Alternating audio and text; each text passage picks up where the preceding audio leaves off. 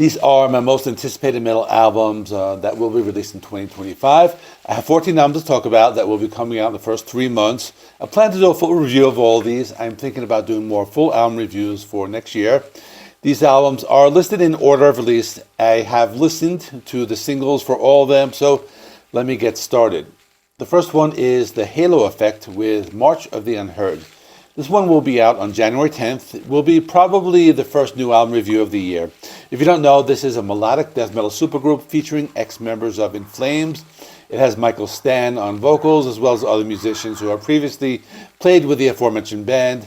As you would expect, the band has an old-school Gothenburg sound. This is their second album.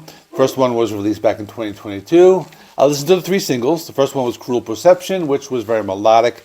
I liked the guitar sound. The second was the title track, which was my favorite of the singles. It was very catchy. The third was called Detonate, which had a faster and heavier sound than the previous 2 songs. Overall, I'm looking forward to this as the singles all sounded very good. Next is Tremonti with The End Will Show Us How. This is also being released on January 10th. This is a band that was started by Mark Tremonti, who played guitar with Creed and is also in Alter Bridge. This is their 6th album and the follow-up to Marching in Time from 2021. At first I wasn't anticipating this one as I'm not a big Alter Bridge fan, but after listening to the singles, I'm now looking forward to it. There are 4 singles. The first one is the title track. This song, as well as the others, have really great guitar playing. The song in particular has an awesome finger-picked guitar intro and was more of a melodic rocker. Then there was the track One More Time, which was a much heavier and had lots of stop-start guitar riffs, more of a progressive sound. There was The Mother, The Earth and I, which was probably my favorite because it had this Soundgarden, almost grunge type of sound. The other single was called Just Too Much, and this one had some sludgy guitar riffs. Another one I liked that had some alternative rock and grunge influences. I think this will be one of my favorites for January. Next is Gravedigger with Bone Collector. This is coming out on January 17th. They are an old school heavy metal band. They date back to 1980. It's their 22nd album, the follow-up to Symbol of Eternity from 2022. This is one of those bands I have listened to passively over the years. I reviewed their last album, but I don't remember it too much. The singles were not too bad. They play an old school form of heavy metal that leans towards thrash. I listened to 2 singles. The first one is Killing Is My Pleasure. This was an old school heavy metal song with some of those cheesy metal lyrics. It's a fun song. The other single was Kingdom of Skulls. Probably the better single. It had a cool bass guitar intro. The main guitar riff was closer to thrash metal. This is one of those albums I think will be pretty good. I'm not expecting them to do anything they haven't been doing for years, but I'm still looking forward to it. Next is Tokyo Blade with Time is the Fire. This one will be released on the same day, the 17th. They are another band that's been around since the 80s and considered to be part of the new wave of British heavy metal. This is their 14th album and the follow-up to Fury from 2022. The band plays a style of music that reminds me of early 80s glam metal, similar to bands like Dokken or Rat. I felt the sound was closer to that style. This is also my first time listening to the band. I was able to listen to 3 singles. The first one is Don't Bleed Over Me. This was more of a power ballad, had all the elements of a good power ballad, such as big vocals, melodic leads in the beginning of the song, and lots of melody. The next song was called Moth to the Fire. This one sounded more like a typical Dokken song from the 80s. Not necessarily the vocals, but more the guitar playing. The last single I listened to was Don't Bleed Over Me. This one might have been the best of the 3. Another one was leaning towards power ballad territory, but still pretty good. I'm looking forward to this. I'm not really familiar with the band, but I'm interested. Next is Harakiri for the Sky with Scorched Earth. This comes out January 24th. This is a post-black metal band. They're from Austria. They've been active since 2011. This is their 8th album and the follow-up to Harakiri for the Sky and Akokigara, both with Roman numeral for number 2022. It's pretty interesting because there's a Radiohead cover and 2 other songs. It's black metal that's a little bit easier to listen to, maybe leaning towards post-metal. In other words, they have a unique sound. But anyway, the first song I listened to was a cover of Radiohead's Street Spirit Fade Out, which is actually one of my favorite Radiohead songs. It's a very good cover, pretty faithful to the original, and somehow the black metal elements work well in the song.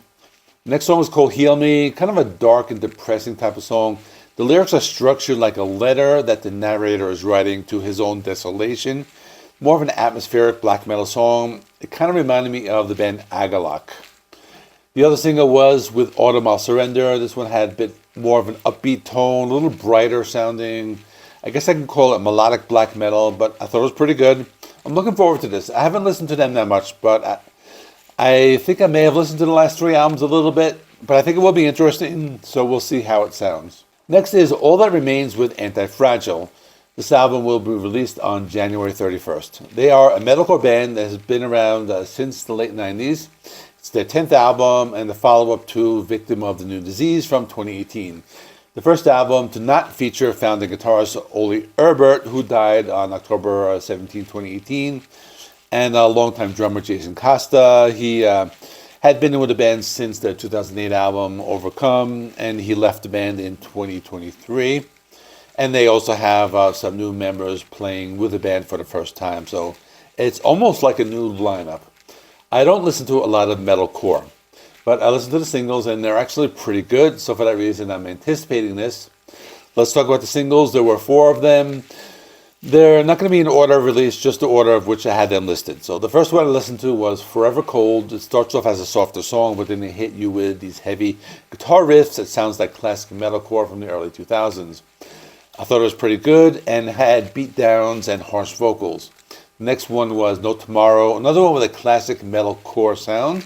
I thought the guitar playing was very melodic, had some clean vocals. They're not annoying the way some metalcore bands have these annoying clean vocals. And I like that. The next thing I listened to was Let You Go. Sounded more like modern metalcore. Reminded me a lot of the band Disturbed. I think the vocals reminded me a lot of David Draymond. I don't think he's on the song, but that's what it reminded me of.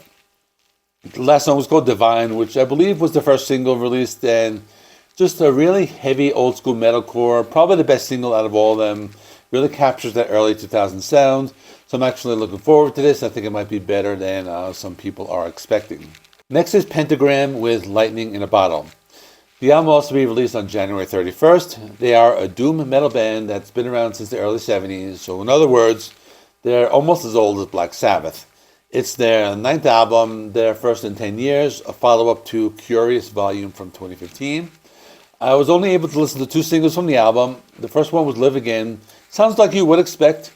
Some big guitar riffs. They sound like they were recorded over 40 years ago. The other single, Thunder Crest, just had a heavy sound, and both singles sounded like some old school doom metal from the early 80s, with a little bit of a psychedelic sound as well. They have that signature sound similar to other bands from that period, such as Saint Vitus or Trouble. I'm not expecting anything out of the ordinary, but it will probably be a pretty decent album, so we'll see when it comes out at the end of January. Next is the big release with Dream Theater with Parasomnia. This will be released on February 7th, 2025. This is the band's first album with Mike Portnoy since 2009. Also their 16th studio album and the follow-up to A View from the Top of the World in 2021. I listened to 2 singles. The first one was called Night Terror, and I like what I heard. Had a sound similar to the previous album, lots of complex guitar riffs, big vocals. It had a darker tones than some of the other songs. I'm thinking this will be a dark album. The second single was called A Broken Man. And what's funny, I was expecting one of their ballads from the song title, but it's also another very heavy song with lots of complex guitar riffing. Songs about a man who experiences night terrors. Kind of a running theme on this album. The song is also very dark and heavy with some big arrangements and big keyboard sounds. I'm really looking forward to this album. The last 2 albums were very good, and I think with Portnoy back in the band, we have a lot to look forward to. Next is Jinjer with Duel. This is their 5th album, will be out on the same day, February 7th. This is a Ukrainian metal band that's hard to categorize, but I'm sure most of you are familiar with the band. It's the follow-up to Wallflowers from 2021, which was a decent album, but not one of the best. I think this will be a better one. I was able to listen to 4 singles, and they're not in order of release. First one I listened to was Green Serpent. This had a groovy rhythm with some sultry vocals by Tatiana. There were also some cool proggy guitar riffs. The next one I listened to was Kafka. Was an interesting one. Kind of a slower moving song, but the guitar riff was very complex. And Tatiana using more of a clean pop vocals, but she still lets loose with the harsh vocals as well on the other songs. The next one I listened to was Rogue, and this was a heavier one. It had lots of harsh vocals, it was fast-paced, lots of brutal guitar riffs, and the song, which was the first single, Someone's Daughter, this was more of a laid-back and emotional song, but had some complex guitar riffing. I'm looking forward to this, as I think it may be better than the previous album. Next is the solo album from Marco Hietala, called Roses from the Deep. He was in the band Nightwish. He left in 2021. This will also be released on February 7th.